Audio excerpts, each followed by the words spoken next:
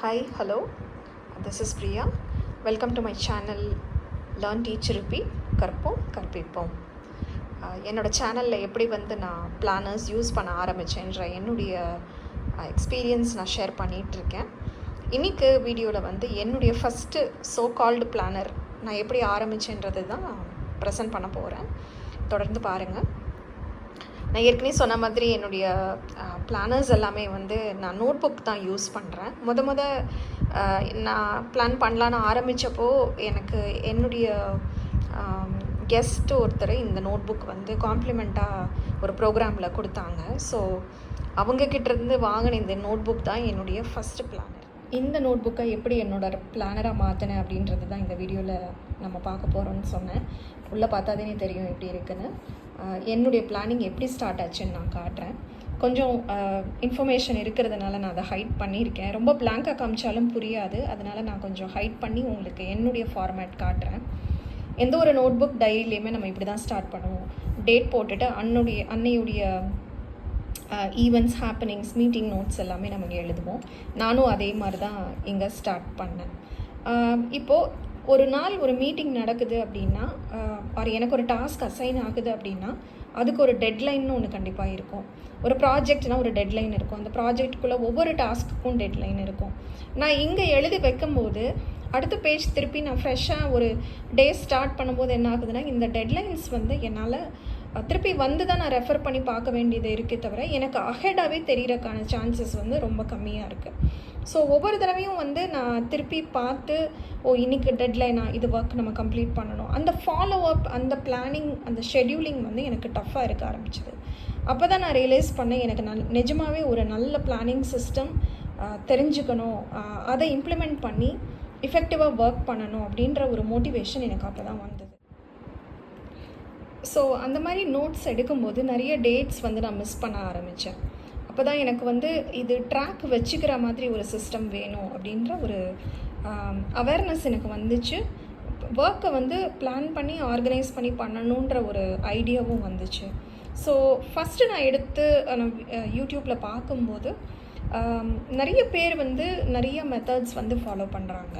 நான் I wanted to start simple, ரொம்ப complicate பண்ணிக்க வேண்டாம், அப்புறம் நமக்கு பண்ணுற இன்ட்ரெஸ்ட் இருக்காதுன்னு சொல்லிட்டு சிம்பிளாக ஸ்டார்ட் பண்ணுறதுக்காக நான் சில வீடியோஸ் பார்த்தப்ப நிறைய பேருடைய சஜஷன்ஸ் ஒரு நான் இப்போ சொல்ல போகிற ஃபார்மேட்டில் தான் இருந்தது. நீங்கள் if you are a beginner, நீங்கள் இந்த ஃபார்மேட் கூட ப்ராக்டிஸ் பண்ணி பார்க்கலாம். Since it is a notebook, இது ஒரு நோட் புக் அப்படின்றதுனால நமக்கு மந்த்லி கேலண்டர் அவைலபிளாக இருக்காது. இதுவே டைரியாக இருந்ததுன்னா நமக்கு கேலண்டர் இருக்கும். ஸோ நான் ஏப்ரல் மந்த்தை ஸ்டார்ட் பண்ணும்போது ஏப்ரலுடைய கேலண்டர் இங்கே போட்டுட்டேன். அந்த மந்த் என்னுடைய இம்பார்ட்டண்ட்டான அப்பாயின்மெண்ட்ஸ் என்ன இருக்குது, ஏதாவது ஈவெண்ட்ஸ் இருக்குதா அப்படின்ற விஷயங்களை நோட் பண்ணி வைக்க ஆரம்பித்தேன். அப்புறம் இந்த மந்த்குள்ளே முடிக்க வேண்டிய டாஸ்க் ஏதாவது இருக்கான்னு சொல்லிவிட்டு அந்த டாஸ்க்கையும் நோட் பண்ணி வைக்க ஆரம்பித்தேன். ஸோ இதுதான் என்னுடைய மந்த்துடைய ஃப்ரண்ட் பேஜை நான் ஸ்டார்ட் பண்ணேன். இது எனக்கு ரொம்ப கன்வீனியண்ட்டாக இருந்துச்சு. இந்த பேஜ் நான் புக் மார்க் பண்ணியிருக்கிறதுனால எப்போ எனக்கு ஏப்ரலில் என்ன நடக்குது அப்படின்னு பார்க்கணும் அப்படின்னா எனக்கு இந்த பேஜ் வந்துட்டனால எனக்கு எல்லா டேட்டாவும் இங்கே இருந்தது. சரி, இது மந்த்லி பேஜ் மாதிரி வச்சுக்கலாம். இப்போ வீக்லி என்ன பண்ண போகிறோம். ஸோ வீக்லி பேஜஸ்க்கு நான் என்ன பண்ண ஆரம்பித்தேன்னா, நிறைய பேர் இந்த ஃபார்மேட் ஃபாலோ பண்ணியிருந்ததுனால நானும் ட்ரையல் பண்ணி பார்க்கலான்னு சொல்லிவிட்டு என்கிட்ட இருந்த நோட் புக்கை 2 பார்ட்ஸாக ஸ்ப்ளிட் பண்ணிட்டேன். ஃபஸ்ட்டு டாப் பார்ட்டில் எத்தனை ஒர்க்கிங் டேஸ் இருந்ததோ அந்த ஒர்க்கிங் டேஸ்க்கு காலம்ஸ் போட்டு பிரிச்சுட்டு ஒரு டு டூ காலமும் ஒன்று ரெடி பண்ணிட்டேன். ஸோ அந்த வீக்கில் நான் பண்ண வேண்டிய டாஸ்க் எல்லாம் இந்த டு டூ காலமில் கொண்டு வந்துட்டேன். அடுத்த பார்ட் என்ன பண்ணேன்னா, அந்த பர்டிகுலர் டே நடக்கக்கூடிய மீட்டிங்ஸ் ஒரு ஏதாவது நான் நோட் பண்ணி வைக்கணும் அப்படின்றத நான் கீழே எழுத ஆரம்பித்தேன். ஸோ ஒரு 5 நாள் ஒர்க்கிங் டே இருக்குது அப்படின்னா எல்லா விஷயத்தையுமே இந்த ஃபார்மேட்குள்ளே கொண்டு வர்றதுன்றது எனக்கு ரொம்ப கஷ்டமாக இருந்தது. ஏன்னா நான் அடுத்தடுத்த வீக்ஸ் ஆல்ரெடி ரெடி பண்ணிட்டேன். இந்த மாதிரி காலம்ஸ் போட்டு பார்ட்ஸாக பிரித்து நான் ரெடி பண்ணி வச்சுட்டேன் அடுத்த யூஸுக்கு. ஸோ என்னால் அடுத்த பேஜையும் யூஸ் பண்ண முடியல. இந்த பேஜ்குள்ளேயே எல்லாத்தையும் கொண்டு வரணும்னு சொல்லிட்டு நான் கொஞ்சம் க்ளம்ஸியாக எழுத ஆரம்பித்தேன். ஸோ என்ன பண்ணலாம், அடுத்து என்ன ட்ரையல் பண்ணலான்னு யோசித்தப்போ தான் 2 பேஜை நம்ம கம்ப்ளீட்டாக இந்த டெய்லி பிளானிங்க்கு யூஸ் பண்ணிக்கலாம் அப்படின்னு சொல்லிட்டு இந்த 2 பேஜை வந்து நான் டே பிளானிங்க்கு மட்டும் காலம்ஸ் போட்டு ஸ்ப்ளிட் பண்ணி வச்சுட்டேன்.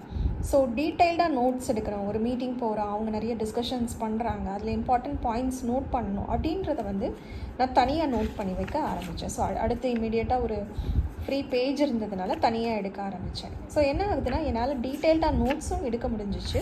எனக்கு வந்து அந்த எந்தாவது டெட்லைன்ஸ் இருக்குது அப்படின்னா இங்கே வந்து நோட் பண்ணி வைக்கவும் எனக்கு நிறைய சான்ஸ் இருந்தது. ஸோ ஒவ்வொரு வீக்லி பிளானிங்லேயும் வந்து நான் ஒரு டூ காலம் வந்து கண்டிப்பாக இருந்தது.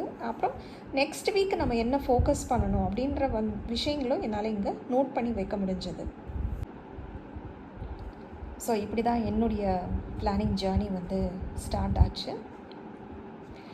எனக்கு கொஞ்சம் இன்ட்ரெஸ்டிங்காக தான் இருந்தது. இது ஒவ்வொரு வாரமும் பண்ணும்போது இன்ட்ரெஸ்டிங்காக தான் இருந்தது. இதுக்காகவே காலையில் ஆஃபீஸ் வரக்கு முன்னாடி அன்றைக்குடைய என்ன மாதிரி விஷயங்களுக்கு அன்றைக்கி நம்ம ப்ரிப்பேர்டாக போகணும், இன்றைக்கி என்ன மாதிரி டாஸ்க் வந்து ஃபாலோ பண்ணணும் அப்படின்ற ரிவ்யூ பண்ணுறதுக்கு எனக்கு ரொம்ப ஈஸியாக இருந்தது.